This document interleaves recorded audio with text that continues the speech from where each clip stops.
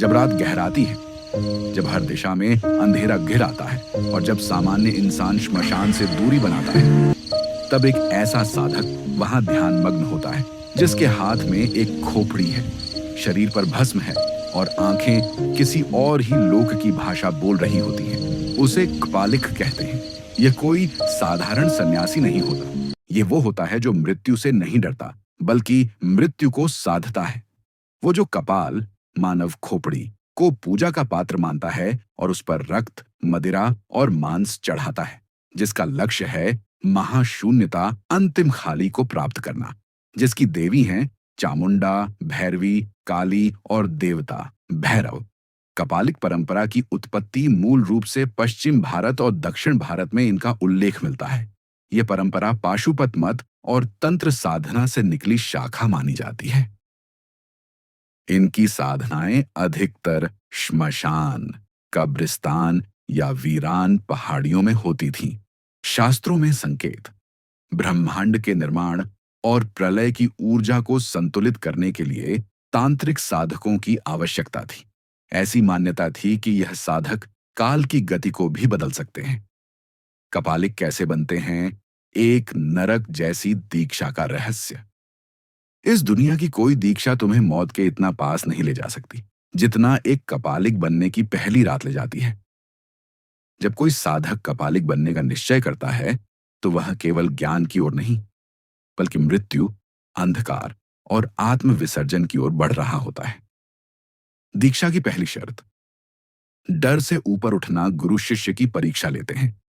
अंधेरे में श्मशान भेजा जाता है। वहां एक नया शव रखा होता है, बिना कपड़ों के। शिष्य को उस शव के पास बैठकर महामृत्युंजय मंत्र या भैरव तंत्र का जाप करना होता है रात भर। अगर वह डर गया तो कपालिक बनने की योग्यता वहीं समाप्त। ऐसा माना जाता है कि रात के तीसरे प्रहर में भूत, पिशाच, प्रेत और अन्य आत्माएं उस शव के आसपास मंडराने लगती हैं। कई बार शिष्य की आंखों से खून निकलने लगता है और फिर भी उसे मंत्र नहीं छोड़ना होता। शव पूजा। अब तुम्हारा भगवान कोई देवता नहीं, अब तुम्हारा भगवान है कपाल। अगले चरण में शिष्य को एक असली मानव खोपड़ी दी जाती है। उसे हर दिन भस्म से धोना होता है। उसमें रात्रि साधनाओं में शराब, रक्त या मांस की आहुति दी जाती है। यह खोपड़ी अब उसका पूजा पात्र बन जाती है। हर रात इसी खोपड़ी से वह देवी या भैरव की आराधना करता है। शरीर की अग्नि परीक्षा। कपाली बनना है तो खुद को जलाकर राख बनाओ, भीतर से भी और बाहर से भी। शिष्य को पंचमकार साधना करनी होती है। मांस, मदिरा, मत्स्य, मुद्रा, मैथुन, जो तंत्र परंपरा के अनुसार प्रतीकात्मक अर्थ भी रखते हैं। उसे शरीर पर अग्नि जलानी होती है। कुछ जगहों पर हल्का जलता हुआ कपड़ा या लकड़ी रखी जाती है। शिष्य को बिना चिल्लाए शांत मन से मंत्र जप करते रहना होता है। और फिर जब शिष्य तीनों परीक्षणों को पार कर लेता है तो गुरु उसे खोपड़ी की अग्नि में भस्म लगाकर कहता है, अब तू मरा नहीं है, लेकिन अब तू कोई जिंदा भी नहीं है। तू कपालिक है। श्मशान तेरा घर है और मृत्यु तेरी देवी। मान्यता, यदि साधक का ध्यान भटक गया तो वह पागल हो सकता है या उसी शव का भूत उसे ग्रस सकता है। कपाल पूजा, कपल पूजा।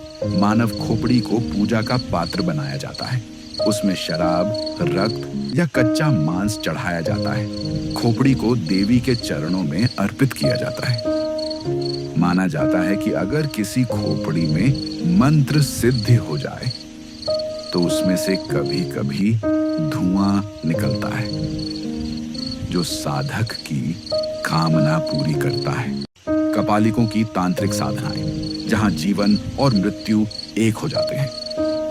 जब श्मशान में चिता जल रही हो और पास कोई खोपड़ी में शराब भरकर मंत्र जप रहा हो, समझ लो कोई कपालिक साधना कर रहा है। कपालिकों की साधनाएं सामान्य योग या ध्यान से बिल्कुल अलग होती हैं। ये साधनाएं भय, मृत्यु, रक्त और तंत्र के इर्द गिर्द घूमती हैं। उद्देश्य है देवताओं को जगाना नहीं, बल्कि उनके रौद्र रूप को प्रसन्न करना। शव साधना, शवासाधना। मरे हुए के ऊपर बैठकर जीवित रहना सीखो। सबसे भयानक और शक्तिशाली साधनाओं में गिनी जाती है। एक शव को विशेष मंत्रों से शुद्ध किया जाता है। शव के ऊपर बैठकर पूरी रात कपालिक, भैरव मंत्र, काली स्तोत्र या त्रिपुरा तंत्र का जाप करते हैं। अघोरी योग ये विशेष ध्यान विधि होती है जिसमें आंखें खुली रखकर शव या खोपड़ी को देखते हुए ध्यान किया जाता है। इस दौरान काल भैरव का नाम जपना अनिवार्य होता है। यह ध्यान साधक को मृत्यु के भय से मुक्त करता है। रक्त अभिषेक, ब्लड ऑफरिंग। यह पूजा फूलों की नहीं, रक्त की है। कुछ तंत्र पूजा में साधक अपनी उंगलियों को काटकर रक्त अर्पण करता है। ऐसी साधनाएं अधिकतर अमावस्या की रात को की जाती हैं। ये विधियां सबसे गोपनीय मानी जाती हैं। गुरुओं के बिना कोई नहीं कर सकता। पंचमकार साधना, 5 M's, मांस, मदिरा, मत्स्य, मुद्रा, मैथुन, यह प्रतीक हैं सांसारिक बंधनों को तोड़ने के। कपालिक इन सब का प्रतीकात्मक प्रयोग करते हैं ताकि मन, वाणी, शरीर और आत्मा का मोह टूट सके। ये साधना आत्म विसर्जन और शिवत्व को प्राप्त करने की दिशा है। साधना की भयावहता। कई बार साधना के दौरान चिता की आग अपने आप जल उठती है। शव में कंपन शुरू हो जाता है या साधक के आसपास प्रेतात्माओं की आवाजें आने लगती हैं। लेकिन कपालिक वही होता है जो इन सबसे ना डरे। देवी, काली और कपालिक, रक्त की देवी से मिलने की साधना। देवी काली के सामने खड़ा होने का साहस हर किसी में नहीं होता, लेकिन एक कपालिक उसकी आंखों में आंख डालकर देख सकता है। जब एक साधक कपालिक बनता है तब उसका अंतिम लक्ष्य होता है देवी काली या भैरवी का साक्षात दर्शन। लेकिन ये दर्शन फूलों, भक्ति या मंत्र जाप से नहीं होते। ये मिलते हैं रक्त, कपाल, शव और भय के रास्ते से। काली की रात्रि पूजा। अमावस्या का रहस्य। कपालिक अमावस्या की रात चुनते हैं जब आकाश में कोई चंद्रमा नहीं होता।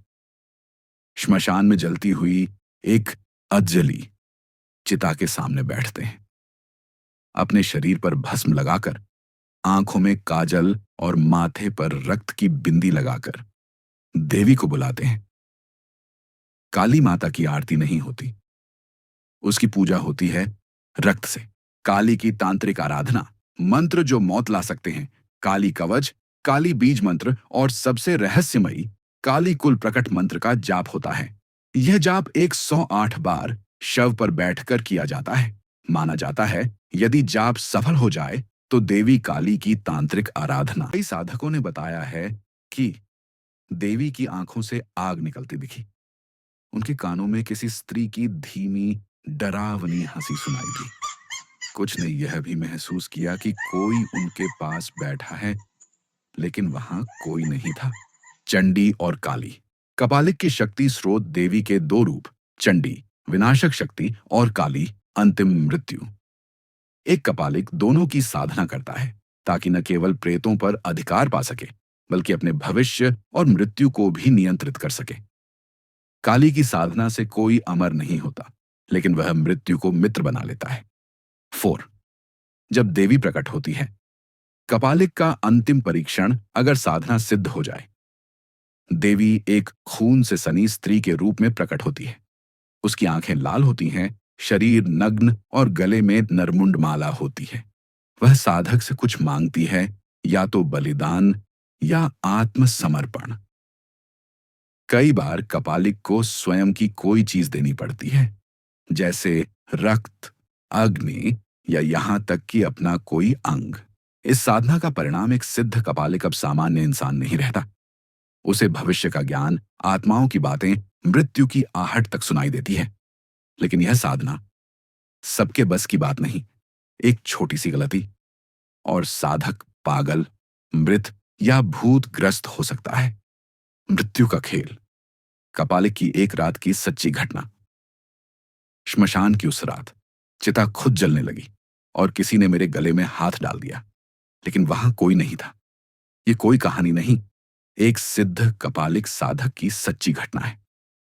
घटना मध्य प्रदेश के एक पुराने श्मशान की है, जहां वर्षों से कोई जाता नहीं था। लेकिन उस रात एक साधक गया, और फिर जो हुआ वह किसी तंत्र ग्रंथ में भी नहीं लिखा गया। श्मशान की तैयारी, जहां डर शुरू होता है। रात के 12:07 पर साधक उस श्मशान पहुंचा। उसके पास था एक खोपड़ी, एक लकड़ी का त्रिशूल और रक्त से लिखा काली बीज मंत्र का ग्रंथ। उसने अपनी देह पर भस्म लगाई, त्रिपुंड खींचा और एक पुरानी चिता के पास बैठ गया। मैंने मंत्र जपना शुरू किया, लेकिन तभी कुछ बदला। चिता ने खुद आग पकड़ ली। मंत्रों की 28वीं आवृत्ति पर चिता अपने आप जलने लगी, बिना किसी आग के। चारों तरफ गंध फैल गई, मांस और रक्त की, और हवा में किसी के रोने की आवाज गूंजने लगी। साधक ने देखा, एक स्त्री जैसी आकृति पीछे खड़ी है, बाल खुले, आंखें जलती हुई। लेकिन जैसे ही वह पलटा, वहां कुछ भी नहीं था। खोपड़ी से आई आवाज, खोपड़ी में उसने रक्त चढ़ाया और मंत्र बोला, क्रीं क्रियों क्रियों काली के स्वाहा। और तभी खोपड़ी कांपी और उसमें से आई एक मध्यम लेकिन खौफनाक आवाज, तू अब वापस नहीं जा सकेगा। साधक हिल गया, लेकिन उसे रुकना था, क्योंकि अब पीछे हटने का मतलब था मृत्यु। किसी ने गला दबाया। रात के 3:10 पर अचानक किसी ने उसका गला जोर से पकड़ लिया। उसने पीछे देखा, कोई नहीं था, लेकिन हाथ की पकड़ थी, और बहुत सख्त। वो घबरा गया, लेकिन तब उसे याद आया गुरु का वाक्य, डरने से नहीं, सामना करने से साधना पूरी होती है। उसने आंखें बंद की और दुगने वेग से काली मंत्र जपना शुरू किया। अंत और रहस्य। सुबह 4:15। चिता बुझ चुकी थी, खोपड़ी शांत थी और साधक की आंखों से खून बह रहा था। लेकिन उसने देवी काली का एक दर्शन पाया। वो सिर्फ एक छाया थी, लेकिन उसकी आंखें बोलती थीं, तू अब मेरा है। उस दिन के बाद साधक के पास भविष्य की बातें आने लगी। वह मृत लोगों की आत्माओं से संवाद कर सका, लेकिन हर रोज रात में गला दबाने का वही एहसास उसे आज भी होता है। पाठ कपाल का रहस्य। क्यों खोपड़ी ही साधना का केंद्र होती है, जिसे दुनिया डर से दूर फेंक देती है? वही चीज एक कापके को परम शक्ति का स्रोत लगती है। मानव खोपड़ी।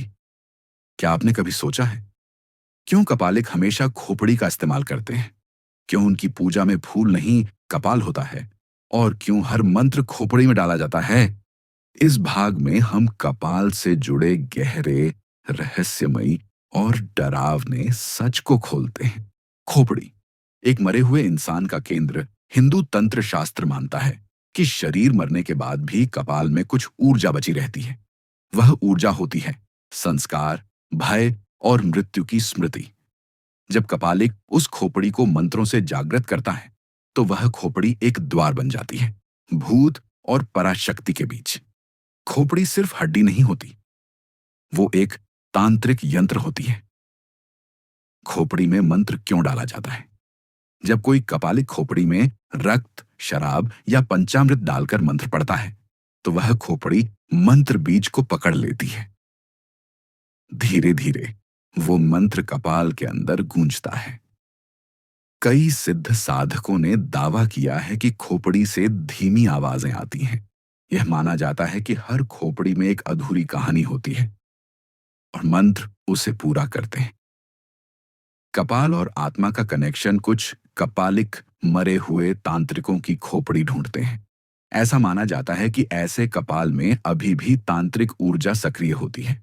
इनका उपयोग करके साधक भूत, प्रेत और अप्सराओं तक से संपर्क कर सकता है।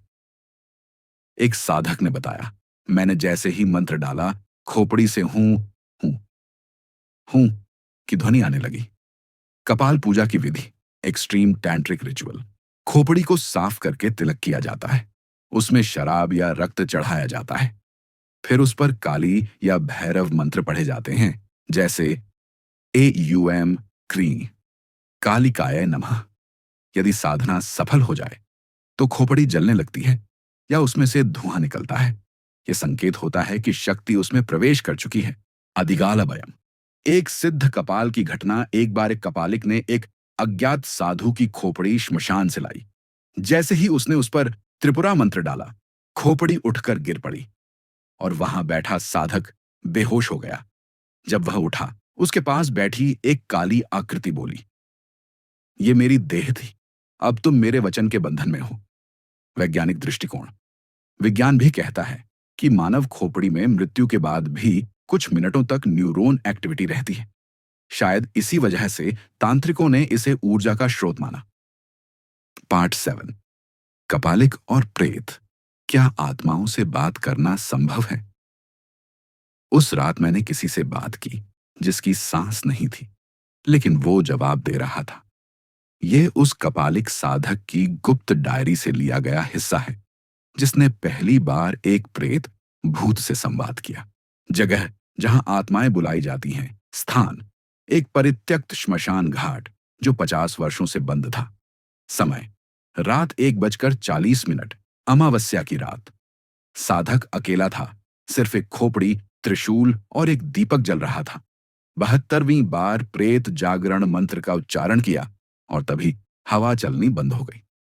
प्रेत मंत्र और खोपड़ी साधक ने पढ़ा, एयूएम प्रेतात्मने नमः स्वाहा, आगच्छ आगच्छ।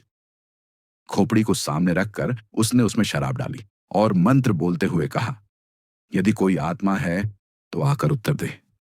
तभी खोपड़ी से एक धीमी खुरचने जैसी आवाज आई। पहली बातचीत साधक ने आंखें बंद की और पूछा, तुम कौन हो? एक मध्यम कंपाती आवाज आई, मैं नहीं गया हूं, शरीर गया, मन नहीं। क्या तुम चाहो तो मुझे कुछ बता सकते हो? तू डर नहीं रहा है, तू अलग है। प्रेत ने क्या बताया? आत्मा ने कहा, वह एक पूर्व तांत्रिक था जिसकी साधना अधूरी रह गई थी। वह मरने के बाद भी उसी खोपड़ी में बंधा रह गया। उसने चेतावनी दी, जो तू कर रहा है वह शक्ति की खोज नहीं, वह मृत्यु की दिशा है। अब साधक का सवाल, क्या मैं शक्तिशाली बनूंगा? प्रेत ने उत्तर दिया, शक्ति हमेशा मिलती है, लेकिन कीमत उसके बाद ली जाती है, कभी खून से, कभी आत्मा से। बातचीत का अंत साधक ने अंतिम प्रश्न पूछा, क्या मैं फिर तुमसे मिल सकता हूं? अगर तुमने एक और आत्मा की शांति भंग की तो मैं खुद आ जाऊंगा, पर तब संवाद नहीं, केवल कब्जा होगा। और आवाज गायब हो गई। खोपड़ी से धुआं निकला और दीपक खुद बुझ गया। क्या ये आत्मा सच थी? कुछ लोग कहते हैं ये केवल मन का भ्रम है, लेकिन कपालिक तांत्रिक कहते हैं प्रेत असत्य नहीं, वो सिर्फ अदृश्य है। कपाल क्रिया, जब आत्मा को बांधने की तांत्रिक विधि होती है, शुरू। साधना का चरम तब होता है जब कोई कपालिक मृत आत्मा को उसकी ही खोपड़ी में कैद कर लेता है। यह अध्याय उन निषिद्ध तंत्रों की बात करता है जिन्हें कोई खुलकर नहीं बताता। यह वही क्रिया है जिसे कपाल क्रिया कहते हैं, जिसमें एक तांत्रिक आत्मा को खींचकर उसे एक मानव खोपड़ी में बंद करने का प्रयास करता है। चेतावनी, ये साधना केवल सिद्ध तांत्रिक ही कर सकते हैं। एक गलती और आत्मा शरीर में घुस जाती है। कपाल क्रिया क्या है? यह एक अत्यंत प्राचीन तांत्रिक साधना है। इसका उद्देश्य किसी आत्मा या प्रेत की ऊर्जा को खोपड़ी में स्थायी रूप से स्थापित करना। इसका उपयोग भविष्य जानने के लिए, मृत्यु के बाद की जानकारी पाने के लिए या किसी विशेष शक्ति को कैद करने के लिए। यह साधना एक प्रकार की तांत्रिक कैद है, आत्मा की जेल। कपाल क्रिया की सामग्री, एक असली मानव खोपड़ी, कपाली, रक्त, शराब और चिता की राख मंत्र। एयूम भूतात्मने गृह्णामि स्वाहा। अर्थ, हे आत्मा, मैं तुझे कैद करता हूं। और सबसे जरूरी, एक मौन रात जहां कोई न हो। ग्रहण विधि की शुरुआत कपालिक पहले खोपड़ी को शुद्ध करता है, जल, भस्म और रक्त से। फिर वह खोपड़ी में मंत्र डालकर कहता है, जो आत्मा इस स्थल पर है वह इस कपाल में आए और यहीं रुके। अगर आत्मा तैयार हुई तो खोपड़ी भारी हो जाती है और हवा ठंडी से बर्फ जैसी हो जाती है। सफलता की पहचान, कपाल से धुआं उठता है। कई बार उसमें से कंपन या धीमी रोने की आवाज भी आती है। साधक की आंखें लाल हो जाती हैं और उसके कानों में आवाज गूंजती है, मैं यहां हूं, मुझे जाने दो। 5. खतरा। अगर आत्मा क्रोधित हो जाए, आत्मा को जबरन खींचने से वह उग्र हो सकती है। यदि मंत्र अधूरा हो या साधक डगमगा जाए, आत्मा उसी के शरीर में प्रवेश कर जाती है। कई कपालिकों की मृत्यु इस क्रिया के दौरान हुई है। उनकी आंखें खुली रह जाती हैं और चेहरे पर डर जमा होता है। एक सिद्ध तांत्रिक की घटना। एक बार मैंने एक तांत्रिक को देखा जो खोपड़ी में आत्मा को बांध रहा था और अचानक खोपड़ी फट गई। उसके बाद उस तांत्रिक की हंसी कभी नहीं रुकी। वह आज भी एक पहाड़ी पर अकेला बैठा हंसता रहता है, जहां कोई पास नहीं जाता। वैज्ञानिक दृष्टिकोण। साइकोलॉजी में इसे सोल इम्प्रिंट थ्योरी कहते हैं, यानी मृत व्यक्ति की मानसिक ऊर्जा कुछ वस्तुओं से जुड़ सकती है, लेकिन तंत्रशास्त्र इसे सिद्ध आत्मा बंधन कहता है। Part noun. नरमुंडमाला। क्या खोपड़ियों में आत्माएं होती हैं? हर खोपड़ी सिर्फ हड्डी नहीं होती। कुछ खोपड़ियां बोलती हैं, सिर्फ सुनने वाला चाहिए। कपालिक साधु जब खोपड़ियों की माला पहनते हैं तो आम लोग इसे सिर्फ दिखावा मानते हैं, लेकिन बहुत कम लोग जानते हैं कि कुछ खोपड़ियां साधारण नहीं होती। नरमुंड माला क्या है? यह एक माला होती है जिसमें असली मानव खोपड़ियां नरमुंड पिरोई जाती हैं। कपालिक तांत्रिक इसे गले, कमर या शरीर पर लपेटते हैं। इसकी संख्या 5, 9, 11 या 108 तक हो सकती है। ये माला सिर्फ तांत्रिक शक्ति नहीं, आत्मिक बंधन का प्रतीक होती है। डू। हर नरमुंड का रहस्य कहते हैं। हर खोपड़ी किसी मृत आत्मा से जुड़ी होती है और कपालिक हर नरमुंड से विशेष शक्ति या संवाद करता है। कुछ नरमुंड पूर्व सिद्ध तांत्रिकों के होते हैं, कुछ बलि के पश्चात प्राप्त खोपड़ियां होती हैं और कुछ प्रेत बाधित आत्माओं की होती है। हर खोपड़ी में कोई था और शायद अब भी है। 3. नरमुंड से संवाद। एक सिद्ध कपालिक ने कहा, जब मैं ध्यान में बैठता हूं, मेरी खोपड़ियां बोलने लगती हैं। वे मुझे चेतावनी देती हैं, भविष्य बताती हैं। कुछ साधक खोपड़ियों को विशेष मंत्रों से जागृत एक्टिवेट करते हैं। AUM क्षेमाय नरक पालाय स्वाहा। इस मंत्र से खोपड़ी ऊर्जा केंद्र बन जाती है। खतरनाक नरमुंड। कई बार ऐसा भी होता है कि एक खोपड़ी में आत्मा इतनी शक्तिशाली होती है कि वह आसपास के लोगों को बीमार कर देती है। ऐसे नरमुंडों को हमेशा भस्म से ढक कर रखा जाता है। साधक इन्हें आम लोगों के सामने नहीं लाते। एक रहस्यमयी घटना। कश्मीर के एक पुराने मंदिर में एक कपालिक मिला जिसके पास 11 नरमुंड थे। रात होते ही माला में से रुदन की आवाजें आती थीं। एक साधु ने जब गलती से वह माला छू ली तो 7 दिन तक उसे सपनों में वही खोपड़ियां दिखती रही, रक्त भरी आंखें और फूटी हंसी। 6. नरमुंड और शक्ति संचार। कुछ तांत्रिक मानते हैं कि इन खोपड़ियों से शक्ति प्रवाहित होती है। ध्यान करते समय वे खोपड़ी को माथे पर रखते हैं। मृत्यु के बाद की चेतना जब जीवित को छूती है तो साधक और भी पारलौकिक बनता है। पौराणिक मान्यता। शिवजी को भी मुंडमालधारी कहा गया है। मां काली की माला भी कटे हुए सिरों की होती है, जो हर सिर पर एक विकार का प्रतीक है। लेकिन कपालिक परंपरा में यह सिर्फ प्रतीक नहीं, बल्कि जीवित माध्यम होती है। अंतिम साधना। जब कपालिक स्वयं मृत्यु का वर्ण करता है, जब दुनिया जीवन को साधती है, कपालिक मृत्यु को अपना गुरु बनाता है। ये अंतिम साधना है, मृत्यु साधना, जहां एक कपालिक अपने शरीर को त्याग कर मृत्यु की पूरी अनुभूति जिंदा रहते हुए करता है। सख्त चेतावनी, ये क्रिया कोई भी आम व्यक्ति न करे। यह साधना सिर्फ सिद्ध, अनुभवी और तपस्वी कपालिक ही कर सकते हैं। इसकी एक भी गलती पागलपन, मौत या प्रेत बाधा का कारण बन सकती है। 1. मृत्यु साधना क्या है? यह ऐसी तांत्रिक क्रिया है जिसमें साधक अपने प्राण को रोकता है, आत्मा को शरीर से अस्थायी रूप से अलग करता है और खुद को मृत्यु के अनुभव में डुबो देता है। मृत्यु को छूकर फिर लौटना, यही अंतिम परीक्षा है कपालिक की।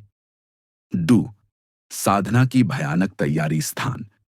श्मशान, पूर्ण अंधकार और रात्रि। चारों ओर 8 कपाल, मानव खोपड़ियां रखी जाती हैं। बीच में एक मृत शरीर और उसके बगल में बैठता है कपालिक। उसके शरीर पर सिर्फ भस्म और राख होती है। मैं अब मृत्यु को आमंत्रित करता हूं। वो क्या होता है इस साधना में? कपालिक विशेष मंत्रों द्वारा अपनी चेतना को धीरे धीरे शरीर से बाहर निकालता है। इस प्रक्रिया में उसकी सांस धीमी हो जाती है, हृदय गति लगभग रुक जाती है, शरीर ठंडा और निस्पंद हो जाता है। वह मृत दिखाई देता है, लेकिन वह लौट भी सकता है। 4, असफलता का परिणाम अगर साधक डर गया या उसका मन डगमगाया, उसकी आत्मा लौट नहीं पाती। ऐसे कई कपालिक हैं जो ध्यान की अवस्था में मृत पाए गए। खुले नेत्र, भय से फैली आंखें और अधूरी साधना। वह शरीर तो छोड़ देता है, लेकिन आत्मा कभी मुक्त नहीं होती। सफलता, जब मृत्यु मित्र बन जाए, यदि साधना सफल होती है, कपालिक की आत्मा मृत्यु के द्वार तक जाती है। वह वहां अन्य आत्माओं से बात करता है, कुछ कहते हैं, वह भविष्य देख लेता है, दूसरों की मृत्यु तक। वापस लौटने के बाद वह कपालिक मानव नहीं रहता। वह एक जीवित तंत्र बन जाता है। कहानी का अंतिम मोड़, जब अंतिम कपालिका लुप्त हो गए। भारत के एक पर्वतीय क्षेत्र में आखिरी बार एक कपालिक को यह साधना करते देखा गया। वह 3 दिन तक शव के पास बैठा रहा, बिना हिले। चौथे दिन जब साधु वापस आए, वह वहां मौन पड़ा था, परंतु मृत नहीं। उसके शरीर से धीमा कंपन हो रहा था, परंतु वह बोल नहीं सकता था। उसकी आंखें सब कुछ देखती थीं, जैसे वह अब मृत्यु के पार पहुंच चुका हो। अंतिम चेतावनी, ये कथा सिर्फ जानकारी के लिए है। कृपया कोई भी व्यक्ति इस प्रकार की साधना करने का प्रयास बिल्कुल न करे। यह क्रिया अत्यंत खतरनाक, जानलेवा और मानसिक रूप से अस्थिर कर देने वाली होती है। अंतिम संदेश, मृत्यु से न डरो, पर उसका सम्मान करो। कपालिका हमें यह सिखाते हैं कि मृत्यु कोई अंत नहीं, बल्कि अगला द्वार है। परंतु यह द्वार तोड़कर नहीं खोला जाता, बल्कि श्रद्धा, तप और सिद्ध से ही पार हुआ जाता है। श्रद्धांजलि कपालिका परंपरा को उनका जीवन रहस्य था। उनकी मृत्यु भी रहस्य बन गई। हर हर हर महाकाल। आदेश हो। जय जय काली मैया। आदेश करो।